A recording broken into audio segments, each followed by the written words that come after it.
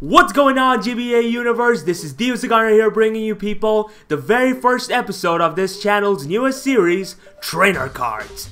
In case you're wondering what's gonna happen, I'll be taking a look at and presenting everything each coach of this season of the GBA has accomplished in league format.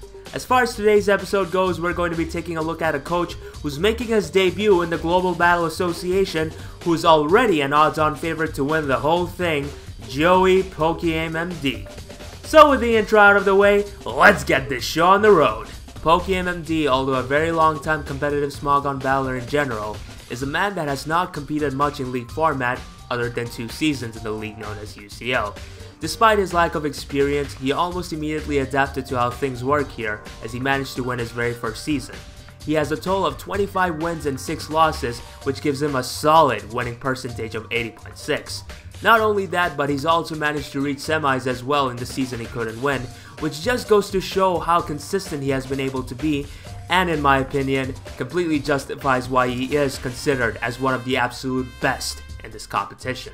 Admittedly, he still does not have as much experience as most of the other coaches though, so it'll be interesting to see how he fares in such a lineup.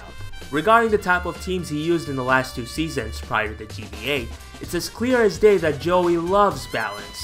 In both of his seasons, he's more or less had a solid regenerator core at his disposal, as well as mons that guarantee him momentum, which enables him to dictate the pace of the match without having to make crazy predictions to stay on top, as well as the similarity in having some of his most offensive mons be bulky enough to take hits relatively well. Furthermore, hazard stack is also a common thing in both of those drafts, something which is also present in his current team, which further shows more insight on exactly just what his style is while building. There are, however, a bit of differences here and there in his GBA draft when compared to them, as it is more of a bulky offensive squad than pure balance. Despite that, there still are some similarities here and there, so there's that. Throughout his tenure in the UCL, Joey has managed to make good use out of almost everything that was at his disposal. But if there was one Pokemon whose full potential he managed to bring out, it'd be none other than Kyurem-Black. That's right, ladies and gentlemen, despite the fact that he drafted that thing only once, he managed to get a total of 16 straight kills with it, which is outright mental. Throughout that season, he's brought a various number of sets, ranging from a Specs variant, Choice Scarf, E-Belt, and so on. However, if there is one set in particular that stood out to me the most, it would be the time where he ran a very bulky spread, which he EV'd just to take one super effective hit from a Mega Diancie, and ran a set which he designed specifically to sub on a Mega Diancie on the turn it Mega Evolves, and goes for a Protect, before putting his opponent in a very tough position and forcing him out into a situation where he sacks up a Mon. What really impressed me the most about that set, however, would be the fact that even if his Mega Diancie would attack on the turn he subbed, thanks to Leftover's recovery, he'd still be outside of range from a max special attack Moonblast from that Mega Diancie, before picking it off with Iron Head, which just goes to show how much he was aware of exactly how bulky this terrifying wall breaker can be, and is something that I find a good portion of draft battlers to overlook while building. With such knowledge and planning like that, it's no surprise that he was able to get that many kills with it and only lose it 6 times.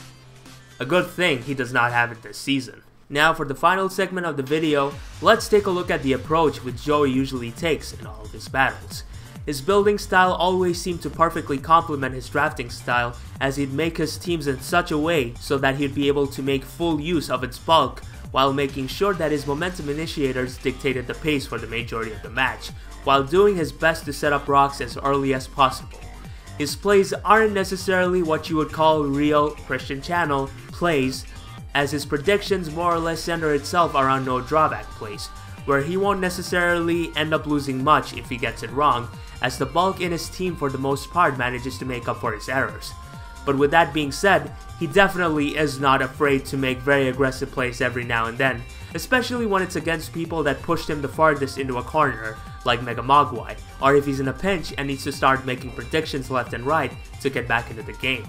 He also managed to find very huge success in using Hazard Stack, as it is because of Spike Stack in general that he was able to very convincingly, might I add, win the UCL finals against A-Drive, as well as other matches where he ended up using that style. He'd set the hazards up and pressure his opposing Pokemon out while having his main hard hitters do the rest. I'm looking forward to seeing if he manages to find that same sort of success with that style in the season. Lastly, Pokeaim is the kind of player that is not hesitant to use whatever strats needed in order to win, whether it be vouching for a crit or a paralysis, to even timer stalling, which just goes to show exactly what lengths he's willing to go. Not that I find anything wrong with it, of course. You played this game to win after all. So with that being said, that wraps up the very first episode of Trainer Cards. I hope you all managed to find enjoyment out of this, and if you did, feel free to drop a like and let me know your thoughts about Joey in general, as well as anything that I could have potentially missed out in the comment section down below. Either way, I'll see you all next Tuesday. Peace!